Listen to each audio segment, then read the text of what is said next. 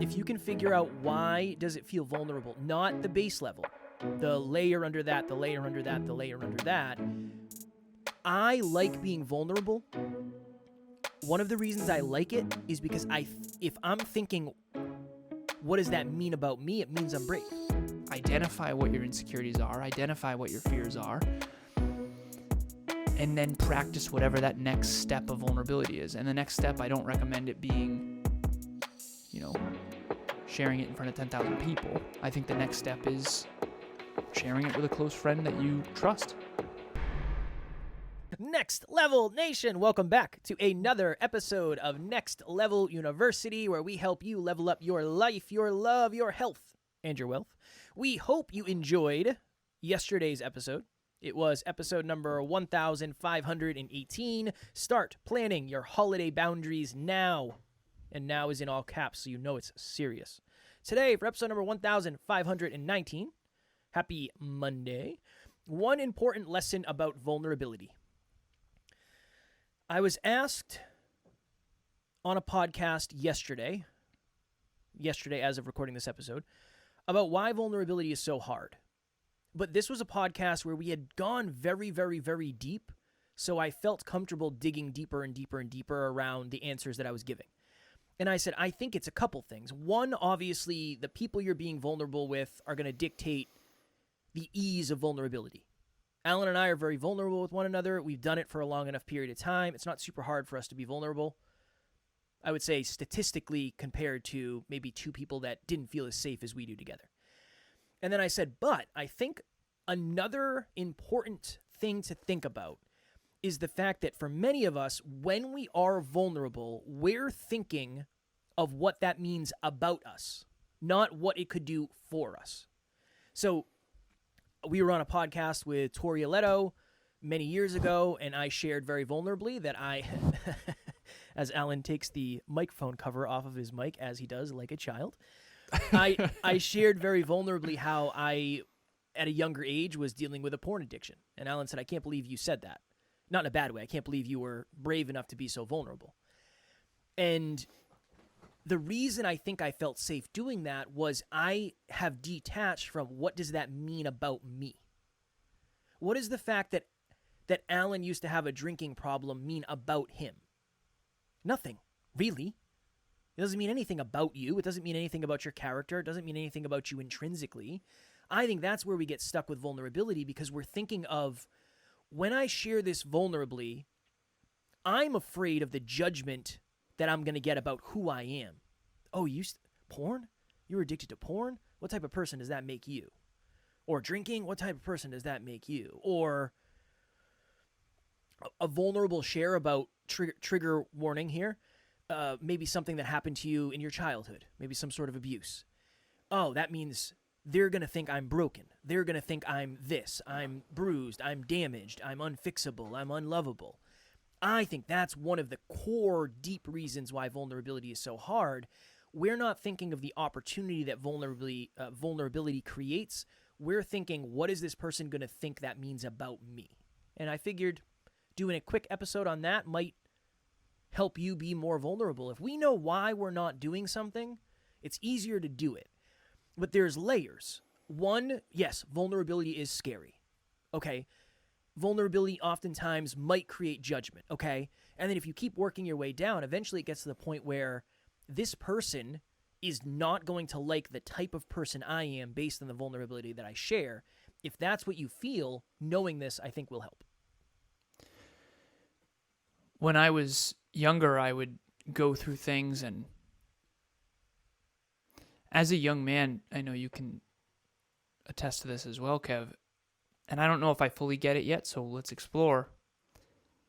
We'll go back to high school, for example. Kevin and I were having a conversation behind the scenes, and we went to the same high school, and we were talking about high school. I forget what context, but it was something along the lines of pretty much everyone's faking it in high school because they don't know who they are yet.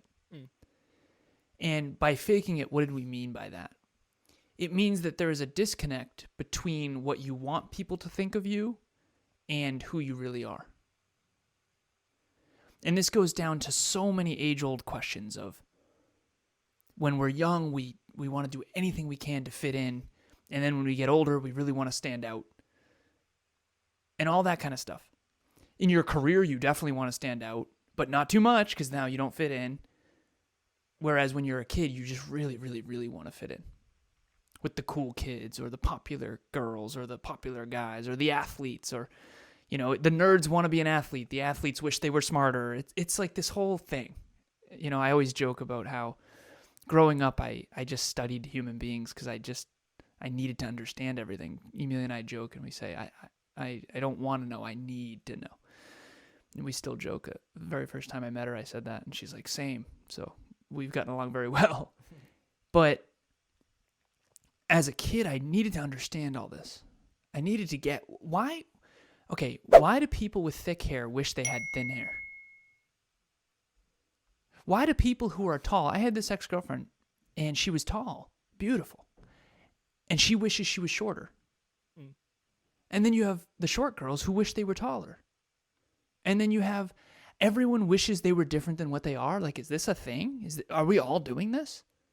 It's like the brunettes wish they were blonde and the blondes wish they were brunette. I think all of us, whether we're aware of it or not, I think it's human nature to not be vulnerable when you're younger.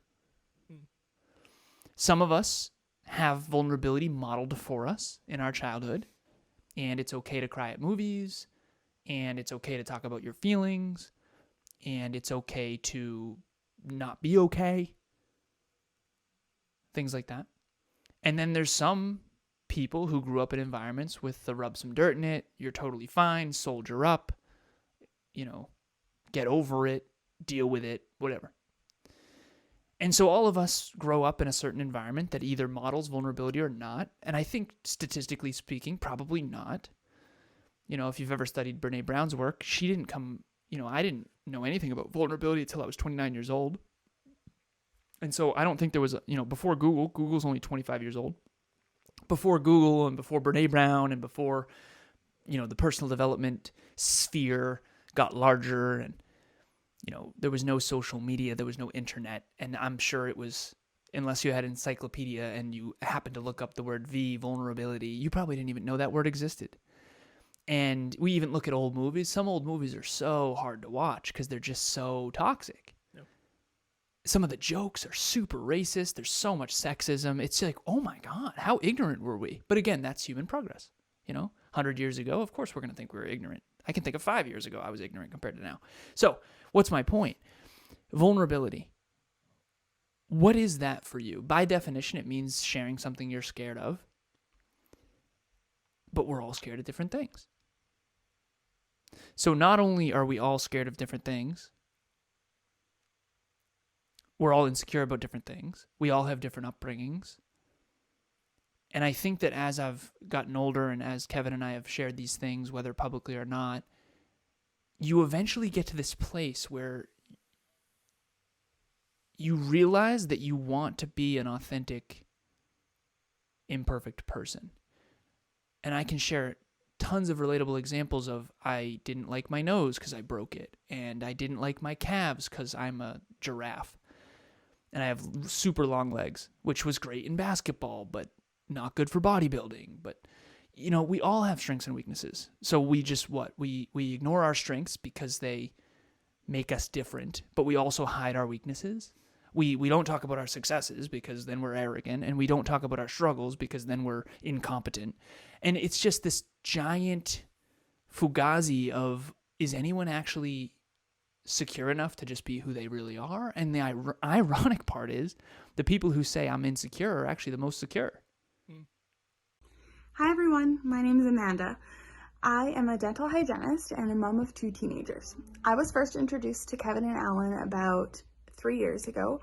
So that led me to book a consultation with Alan, and I showed up to that call in the lowest spot that I have been at in my entire life. He is a good human that genuinely wants the best in your life, your future, your love, your relationships, your wealth, and if you have the chance to be in the same room or on the same call or have these two in your life in any way, then you are blessed. The reason why I said that about that at the time, Kev, is because at the time I had been using porn. Not often, and I definitely wasn't addicted. It was like probably once a week, maybe once every couple weeks.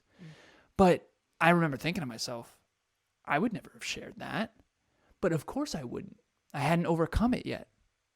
Now I'm either 2 or 3 years. I talked to Emilia, we canned it, and it's been done. Not a single time. So now I can talk about it. Isn't that ironic? I can talk about my drinking problem. I can talk about how I used porn. The reason I can talk about it is because I've overcome it. But if I was still using porn, would I be able to talk about it?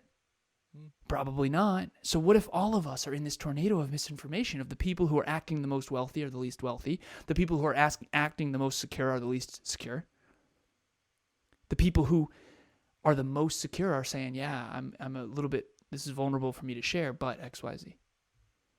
And so the people who think they're confident probably aren't. The people who think they're insecure probably are more confident than they realize. And at the end of the day, I just hope that everyone does, this is my next level nugget, I hope everyone takes this opportunity to sit there and go, what is vulnerable for me? What am I scared of? What am I insecure about? What am I scared to share? Right now, not in the past. I used to be scared to share the nose thing. Used to be scared to wear certain gym shorts because my legs look so skinny compared to my upper body. And what happens? When we hide an insecurity, does it get bigger or smaller? It gets bigger. And then it controls us more. And then we have to compensate in all these other weird ego ways. And so hopefully the next level nugget, the gold that we can give you is identify what your insecurities are, identify what your fears are, and then practice whatever that next step of vulnerability is. And the next step, I don't recommend it being, sharing it in front of 10,000 people. I think the next step is sharing it with a close friend that you trust. Because Kevin and I did a lot of that work behind the scenes for years with each other before we were ever sharing any of this stuff publicly. Yep.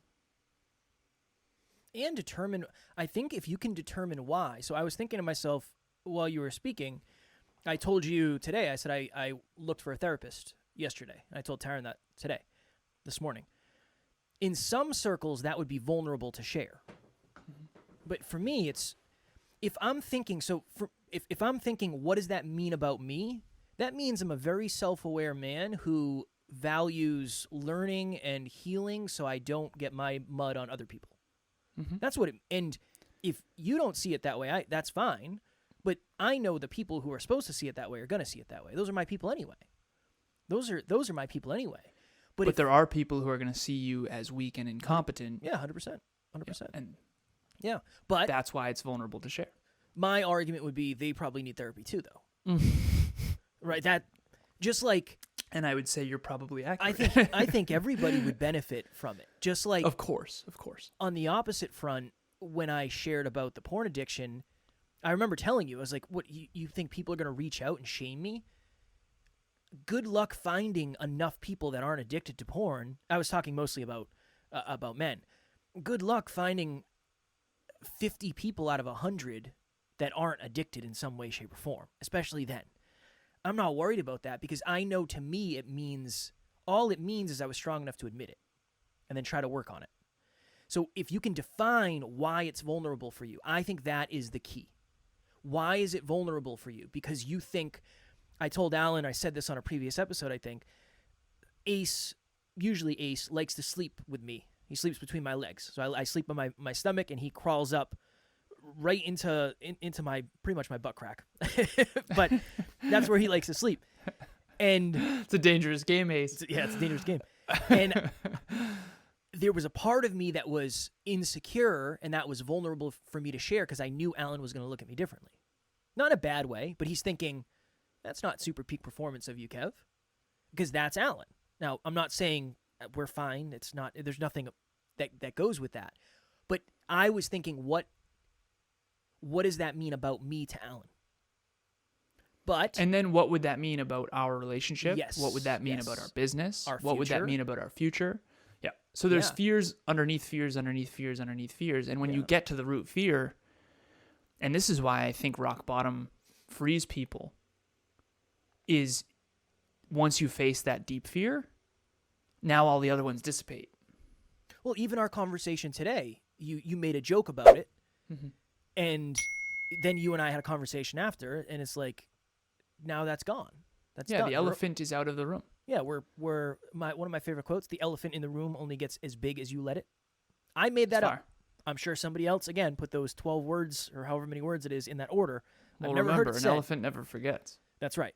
Yes. I, I don't know why or how, but don't they have like peanut brains? I don't know. I don't really know. I don't know elephant anatomy, man. That's my next level nugget. If you can figure out why does it feel vulnerable, not the base level, the layer under that, the layer under that, the layer under that.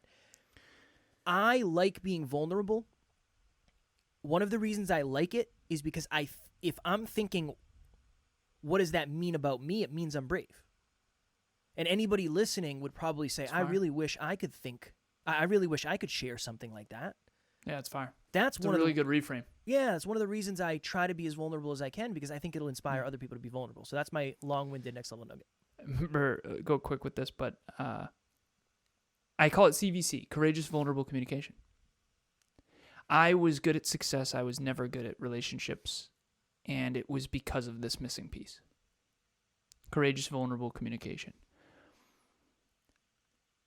Kev asked me, I talked about this. He asked me on an interview a couple months ago, what didn't you understand about yourself that you understand now? And my answer was that I am deeply fearful. And if you're not in a place in your life where you own that yet, do yourself a favor. Just because it's not what other people are afraid of doesn't mean you're not fearful. Maybe you're afraid of being better than. Maybe you're afraid of being too successful. Maybe you're afraid of poking the insecurities of other people. Maybe you're afraid to be attacked or avoided or not loved or not competent enough or not smart enough. I mean, pick your flavor of fear. You've got one. There's no question. And if you think you don't, you are in denial and or not self-aware enough yet. And over time, you will learn that one way or another, just like I had to. But my next level nugget is identify a fear and then practice CVC, which is courageous, vulnerable communication with a therapist, which I think is the best place to start because you have a contractual privacy thing where it's the safest place you can get. And start there and then build. And then who knows, maybe eventually you can share. I mean, as public figures, Kev and I have to constantly share parts of ourselves that are vulnerable. And it's definitely an interesting journey of personal growth that you wouldn't do.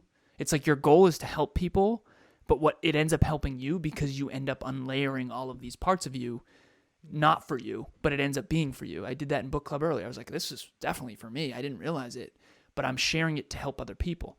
And I think that's a really cool thing. But don't start there. Don't start there. Start small and build.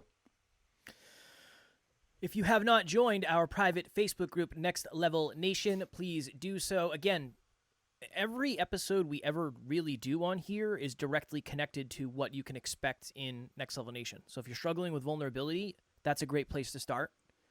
Yes, it might be strangers, but it's strangers who you know you're safe around, especially since myself, Alan, and the team are making sure that everything is safe for you.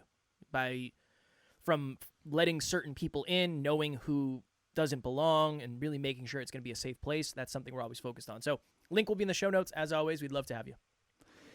I created a blog about a simple concept. In order to create fire, there's something called the fire triangle. I took a course in college called fire engineering. And Kev also was in the fire academy, so he probably learned this too. I did, yes. You need heat, you need oxygen, and you need fuel in order to create a fire. My concept is very similar, but you need humility, you need courage, and you need vulnerability in order to create transformation. And so I wrote a blog on that. So if you're struggling with vulnerability, check that out. The link will be in the show notes. Tomorrow, for episode number 1520, being consistent is so much easier when you understand this. Woke up today, I told Alan I went for a run today. The last time I went for a run intentionally while sober, I couldn't even tell you. I don't even know. I do not know when I planned on going for a run intentionally. So that was a lesson for me that I want to share with all of you, and we will do so tomorrow. As always, we love you. We appreciate you. Grateful for each and every one of you. And at NLU, we don't have fans. We have family. We will talk to you all tomorrow. Stay courageous and vulnerable. Next Level Nation.